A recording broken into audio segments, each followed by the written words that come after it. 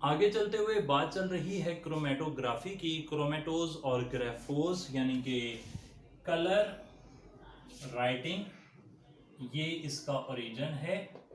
Chromatography में भी हम बेसिकली एफएससी का ही सहारा लेंगे और उसकी कुछ मिसालें एक्स्ट्रा देख लेंगे। यहाँ पर भी हमारा फोकस यही है कि जो मेन इंफॉर्मेशन हमें चाहिए है वो इंफॉर्मेशन हमें एफएससी से मिल जाती है, इसलिए हमें ज़्यादा मेहनत करने की ज़रूरत नहीं पड़ेगी। क्रोमेटोग्राफी जो है उसमें भी आप सेपरेशन करते हैं of a mixture of components on the basis of relative affinities for stationary and mobile phases। तो आप में से तकरीबन हर एक नहीं, ऐसा कोई भी नहीं है जिसने क्रोमेटोग्राफी नहीं की कभी ज़िंदगी में। तो क्रोमेटोग्राफी में एक स्टेशनरी फेज़ होती है, उस पर एक मोबाइल फेज़ मूव करती है और मोबाइल फेज़ की अपनी अफिनिटी होती है फॉर सबसे जो आपके पास कंपोनेंट्स हैं और स्टेशनरी फेज़ की अपनी अफिनिटी होती है। इस बेस पे वो सेपरेट होते जाते हैं। तो ये आप आर एफ रिटेंशन टाइम जो सॉरी आर एफ फैक्टर जो है रिटार्डेशन फैक्टर, उसके बारे में भी यकीनन जानते हैं। फिलहाल हम इसको ज़रा एक ओवरव्यू के तौर पर देख रहे हैं। जो स्टेशनरी फेज हम यूज़ करते हैं आमतौर पर वो कोई सॉलिड होती है या फिर कोई लिक्विड होती है एट इनर्ट सॉलिड। एट की जगह ऑन कर लेते हैं, लिक्विड जिसे आपने किसी इनर्ट सॉलिड पर रखा हो।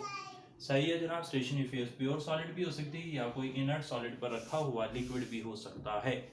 प्योर सॉलिड की बात करें तो आप कोई भी कॉलम क्रोमेटोग्राफी फॉर एग्जांपल देख लें, उसमें वो जो कॉलम है वो खुद ही एक स्टेशनरी फेज का काम कर रहा है। जो मोबाइल फेज है वो कोई लिक्विड होती है या फिर कोई गैस होती है।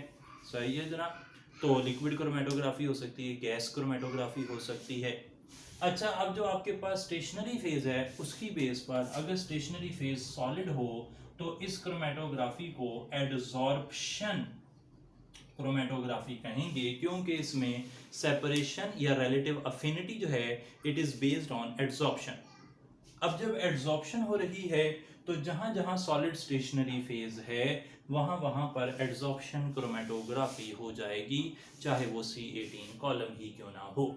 सही है जनाब। या वो थिन लेयर क्रोमेटोग्राफी क्यों ना हो जिसमें सिलिका जेल इस्तेमाल हो रही है, या वो कॉलम क्रोमेटोग्राफी क्यों ना हो जिसमें कॉलम ही एड्सॉर्बेंट का काम कर रहा है। तो ये सब के सब किस में आ जाएंगे, एड्सॉर्प्शन क्रोमेटोग्राफी में आ जाएंगे। इसके मुकाबले में अगर लिक्विड को किसी इनर्ट सॉलिड पर आपने रखा हुआ है तो इसकी एक मशहूर मिसाल जो है वो आ रही है पेपर क्रोमेटोग्राफी की, जो बड़ी कॉमन और इजी यूज होने वाली क्रोमेटोग्राफी है। पेपर क्रोमेटोग्राफी में जो पेपर के ऊपर मौजूद वाटर है ऑन सेल्यूलोज वो काम कर रहा है एज स्टेशनरी फेज। सही है जनाब। वो हमारी स्टेशनरी फेज है। और मोबाइल फेज वो जो भी आपने मोबाइल फेज बनाई हुई है, चाहे वो HCl वाटर का मिक्सर है या NaCl वाटर का मिक्सर है या आपने कोई 3 चीज़ें डाली हुई हैं, वो तो अलग अलग हालात में अलग अलग होता है। अच्छा, अब ये जो क्रोमेटोग्राफी है ना, जो मोर सोफिस्टिकेटेड क्रोमेटोग्राफीज हैं लाइक गैस क्रोमेटोग्राफी और आपके पास हाई परफॉर्मेंस लिक्विड क्रोमेटोग्राफी जैसे GCMS या HPLC-MS या HPLC UV या HPLC टेंडम मैस स्पेक्ट्रोस्कोपी, जो भी आगे आप पढ़ते हैं, जो भी आप पेपर वगैरह में बात करते हैं, उनकी बात अगर हम करते हैं तो उनके अंदर तो डिटेक्टर लगे हुए हैं, चाहे वो आपके पास मैस सेंसिटिव डिटेक्टर लगे हों या यूवी डिटेक्टर लगे हों या there are plenty of others जो लगे हो सकते हैं। लेकिन कई दफ़ा जो पेपर क्रोमेटोग्राफी होती है सादा वाली, उसके अंदर आपको जो स्पॉट्स हैं या जो रिजल्ट्स हैं वो इतने ऑब्वियस नहीं नज़र आ रहे होते। तो फिर आपको कई दफ़ा ज़रूरत पड़ सकती है किसी लोकेटिंग एजेंट की। लोकेटिंग एजेंट में हाइड्रोजन सल्फाइड और sulphuric acid common locating agent की मिसालें हमें नजर आती हैं। सही होगा जी बात। इसके अलावा हो गया था आयोडीन भी एक अच्छा लोकेटिंग एजेंट है। एथानॉल में 10% जो सोल्यूशन है अगर आप आयोडीन का ले लें तो वो भी लोकेटिंग एजेंट का काम कर सकता है। तो ये कुछ लोकेटिंग एजेंट के हवाले से बातें हैं। अच्छा, अब यहाँ पर ना एक चीज़ और आती है, उसे कहते हैं RF वैल्यू। RF वैल्यू जो होती है ये असल में हमेशा ही आप इसे इस तरह कह सकते हैं कि ये रेशो है, ये रेशो है जी डिस्टेंस ऑफ कंपोनेंट और डिस्टेंस ऑफ सॉल्वेंट के दरमियान। और जाहिर बात है सॉल्वेंट या मोबाइल फेज वो फास्ट मूव करेगी, उसकी इतनी एफिनिटी नहीं है स्टेशनरी फेज के साथ, इसलिए सॉल्वेंट हमेशा आगे मूव कर जाएगा और सॉल्वेंट का डिस्टेंस हमेशा ज़्यादा होगा। इसी वजह से RF वैल्यू जो है वो लेस देन 1 आती है तमाम तर कंपोनेंट्स के लिए। लेकिन RF वैल्यू जो है ये डायरेक्टली प्रोपोर्शनल है to affinity for mobile phase. जितनी मोबाइल फेज के साथ अफिनिटी ज्यादा होगी उतनी RF वैल्यू ज्यादा आएगी। अलबत्ता ये 1 नहीं हो सकती और 1 से ज्यादा तो बिल्कुल भी नहीं हो सकती। तो ये थी क्रोमेटोग्राफी की बेसिक थ्योरी और इंफॉर्मेशन। क्रोमेटोग्राफी की एप्लीकेशंस एज ए MS या BS या MSc स्टूडेंट आपको आती ही हैं, जितनी आती हैं वो आप पढ़ें या ना पढ़ें आप उसमें से सवाल इंशाल्लाह हल कर लेंगे। जो बातें नहीं आती थी या जो मिस हो जाती थी या ज़्यादा प्रॉब्लमेटिक थी वो मैंने यहाँ पर डाल दी हैं। सही हो गई बात, बहुत बेसिक है, इसमें ज़्यादा परेशान नहीं होना। आगे चलते हैं और बात करते हैं सॉल्ट एनालिसिस की। जी तो बात चल पड़ी है सॉल्ट एनालिसिस की।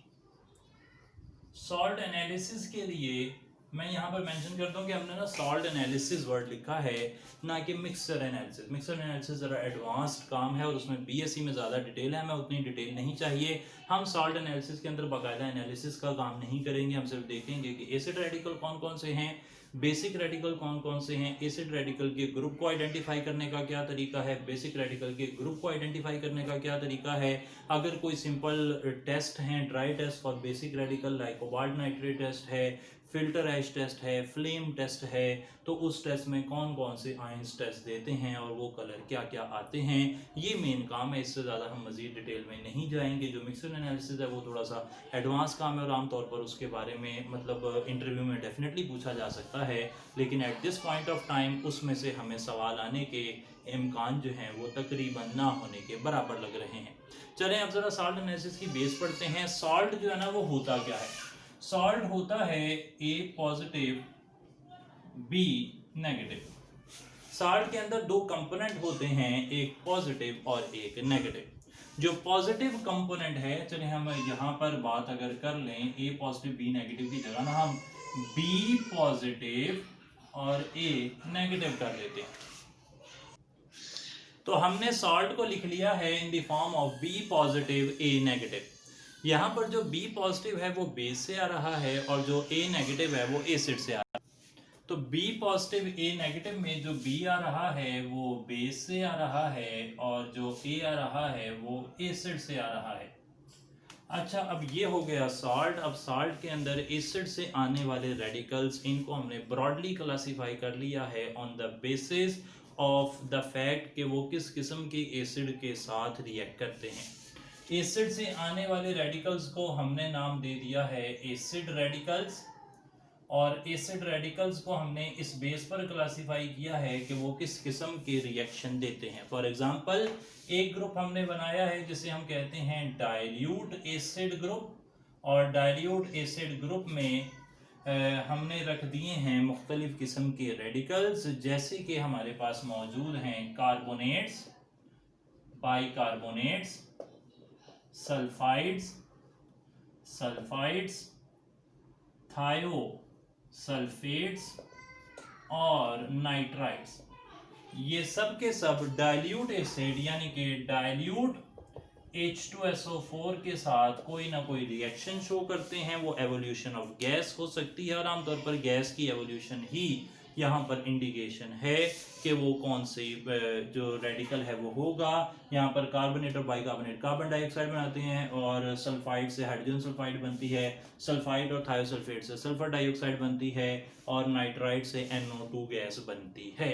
अच्छा अब दूसरा ग्रुप जो है उसे कहते हैं कंसंट्रेटेड एसिड ग्रुप, और कंसंट्रेटेड एसिड ग्रुप के रेडिकल्स डेफिनेटली कंसंट्रेटेड एसिड के साथ रिएक्ट करेंगे और फिर भी गर्म करना पड़ता है आपको, डायरेक्ट डालने से एसिड जो है वो काम नहीं बनता। इसमें हमारे पास हैलोजेंस हैं लाइक क्लोराइड, ब्रोमाइड, आयोडाइड की बात कर लें आप, फिर आप ऑक्सालेट की बात कर लें, फिर आप एसीटेट की बात कर लें, और फिर आप नाइट्रेट की बात कर लें। इसमें क्लोराइड जो है इससे HCl गैस बन जाती है। जो HCl गैस है वो पंजेंट होती है, कलरलेस होती है। ब्रोमाइड से ब्रोमीन गैस वो ब्राउन वेपर्स बनते हैं। आयोडाइड से आयोडीन गैस वायलेट वेपर बनते हैं। ऑक्सालेट की बात की जाए तो इससे कार्बन डाइऑक्साइड और कार्बन मोनोऑक्साइड बनती है। एसीटेट की बात की जाए तो इससे जो है वो विनेगर लाइक स्मेल आ जाती है। और नाइट्रेट की बात करें तो इससे भी ब्राउन कलर की गैस बनती है। ब्रोमाइड और नाइट्रेट की जो ब्राउन कलर गैस है उसमें नाइट्रेट वाली जो है वो रिंग टेस्ट देती है, जबकि ब्रोमाइड वाली रिंग टेस्ट नहीं देती। सही है जनाब, फेरस सल्फेट पेपर जो है ना उसके साथ कोई टेस्ट नहीं आएगा ब्रोमाइड का, जबकि नाइट्रेट का आ जाएगा। सही है जी बात। तीसरे वाला जो ग्रुप है उसे कहते हैं स्पेशल ग्रुप। स्पेशल ग्रुप में सल्फेट और फॉस्फेट हैं, और सल्फेट और फॉस्फेट जो हैं इनकी पहचान ये है कि पहले दो रेडिकल एब्सेंट होते हैं ग्रुप, तो फिर तीसरा ही होता है, यानी कि ना वो डाइल्यूट एसिड से रिएक्ट करते हैं ना कंसंट्रेटेड एसिड से रिएक्ट करते हैं। इनको टेस्ट करने के लिए आप बेरियम क्लोराइड, ग्रुप बी ने कहते हैं, बेरियम क्लोराइड की मदद से आप इन्हें टेस्ट करते हैं, क्योंकि बेरियम अगर मौजूद हो सल्फेट के साथ तो जो बेरियम सल्फेट है ना it is insoluble in all types of acids bases, और हर चीज़ में ये सॉल्युबल नहीं होता। तो बेरियम क्लोराइड की मदद से आप बेरियम सल्फेट और बेरियम फॉस्फेट इन्हें फर्क करते हैं। ये हो गए जी कुछ एसिड रेडिकल को टेस्ट करने का यही तरीका है।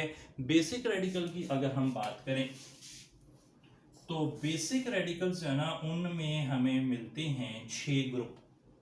एक है ग्रुप 1 G1, उसको टेस्ट करने के लिए आप HCl इस्तेमाल करते हैं। एक है ग्रुप 2, उसे टेस्ट करने के लिए HCl के साथ H2S गैस इस्तेमाल की जाती है। ग्रुप 3 है, ग्रुप 3 को टेस्ट करने के लिए अमोनियम हाइड्रोक्साइड और अमोनियम क्लोराइड इस्तेमाल होते हैं। आप जानते हैं कि ये दोनों के दोनों कॉमन आइन इफेक्ट की बेस पर काम कर रहे हैं। यहाँ पर small concentration of sulphide test कर रही है, यहाँ पर स्मॉल कंसंट्रेशन ऑफ हाइड्रोक्साइड तीसरे ग्रुप को एज हाइड्रोक्साइड प्रेसिपिटेट आउट करवाएगी। अगर आप ये बातें जो मैं कर रहा हूँ उनको नहीं समझ पा रहे या थोड़ा लैगिंग बिहाइंड फेज में हैं आप, आपको लग रहा है कि ये सारी बातें सर के ऊपर से गुजर रही हैं, नई बातें हैं, मुनफरिद बातें या इससे पहले नहीं पढ़ी, तो कोई परेशानी नहीं है। अगर आपको ये डिटेल फॉलो नहीं हो रही तो आपको जो ग्रुप के साथ ये ग्रुप रिएजेंट बताए जा रहे हैं आप इतना भी याद करेंगे तो हमें कोई परेशानी नहीं है, आपका पेपर इससे लाजमी हल हो जाएगा। लेकिन जनरली जो बातें एक्स्ट्रा मुझे पता है वो मैं लाजमी यहाँ पर जो है ना वो लिख रहा हूँ, बता रहा हूँ आपको, लेकिन कुछ बता रहा हूँ, सारी नहीं बता रहा क्योंकि वो सारी हमारे काम की है नहीं। अच्छा, अगर आप बात करें कि ग्रुप 4 की बात कर लें, उसको टेस्ट करना है तो आप यही वाला मिक्सर इस्तेमाल करेंगे, साथ उसमें हाइड्रोजन सल्फाइड डाल देंगे, अमोनियम क्लोराइड, अमोनियम हाइड्रोक्साइड और हाइड्रोजन सल्फाइड। अगर ग्रुप 5 की बात की जाए तो आप हाइड्रोजन सल्फाइड को माइनस कर देते हैं और उसमें अमोनियम कार्बोनेट एक्स्ट्रा डाल देते हैं। सही जनाब। ग्रुप 6 जो है इसके लिए आपके पास कोई भी स्पेशल चीज़ मौजूद नहीं है, इसके इंडिविजुअल टेस्ट की जाते हैं और इसमें ना मैग्नीशियम, पोटाशियम, सोडियम और अमोनियम ये चारों ना इस ग्रुप में आते हैं। सही है, जहाँ पे कोई भी रिएजेंट, अगर सारे रिएजेंट सारे ग्रुप्स के लिए आपने डाल के देखे कोई रेडिकल नहीं आया तो फिर ये वाला होगा। अच्छा, जो एसिड रेडिकल्स है ना इनकी तादाद 14 होती है, जो बेसिक रेडिकल्स हैं इनकी तादाद 26 है। 26 में से 20 के करीब हाइड्रोक्साइड के साथ टेस्ट दे देते हैं, फिलहाल उनकी बात बाद में करेंगे। अब आ जाते हैं कि कौन कौन से ग्रुप में कौन कौन से रेडिकल मौजूद हैं। जी जनाब, तो यहाँ पर हमने 6 ग्रुप्स के अंदर पाए जाने वाले रेडिकल्स लिख लिए हैं। 6 ग्रुप बेसिक रेडिकल्स में पहले ग्रुप के अंदर लेड, मर्क्यूरस +1 वाला और सिल्वर ये 3 मौजूद हैं। दूसरे के अंदर ग्रुप 2 के अंदर आगे 2 हिस्से हैं 2A और 2B। 2A और 2B जो है वो अमोनियम सल्फाइड, जो येलो अमोनियम सल्फाइड है उसमें सॉल्युबिलिटी की बेस पर ग्रुप को 2 हिस्सों में डिवाइड किया गया है। इन्हें ग्रुप 2 में इसलिए रखा गया है कि ये सब के सब एज सल्फाइड डिटेक्ट होते हैं और वो जो सल्फाइड डिटेक्ट हुए हैं वो अमोनियम सल्फाइड में सॉल्युबल हैं या इनसॉल्युबल हैं, उस बेस पर इन्हें 2A या 2B में रखा गया है। अच्छा, 2A के अंदर मरकरी, ये मर्क्यूरिक है, मर्क्यूरिक +2 वाला।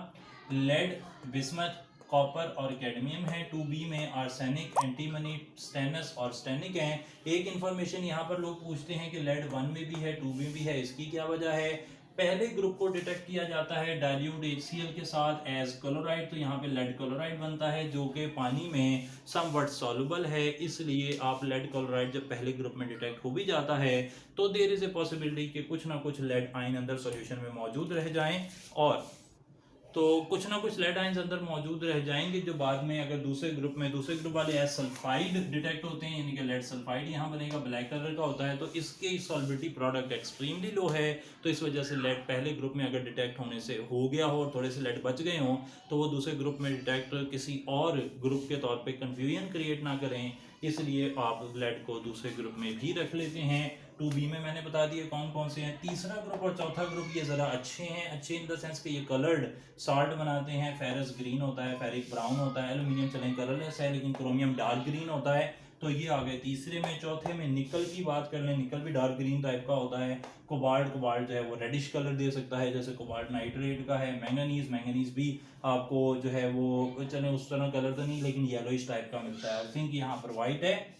बेरियम, स्ट्रोंशियम, कैल्शियम ये कलरलेस हैं। BSc याद किया हुआ है मैंने, जैसे नाइकॉम जी याद किया हुआ है, ऐसे ही बस कुछ ना कुछ चला लेते हैं लोग, कोई याद करने का तरीका निकाल लेते हैं, आपके पास मेरे से बेहतर हो सकते हैं लेकिन मैंने फिलहाल इन दोनों को याद किया हुआ था, बाकी ज़रूरत नहीं पड़ती, बाकी वैसे ही याद हो जाते हैं। मैग्नीशियम, सोडियम, पोटाशियम और अमोनियम ये आ गए 6 के अंदर। सही हो गई थी बात। ये सारे के सारे हैं मुख्तलिफ रेडिकल्स, और इन रेडिकल्स के अंदर अब जो ड्राई टेस्ट है ना उनकी बात की जाए तो ड्राई टेस्ट में पहला मशहूर टेस्ट है फ्लेम टेस्ट।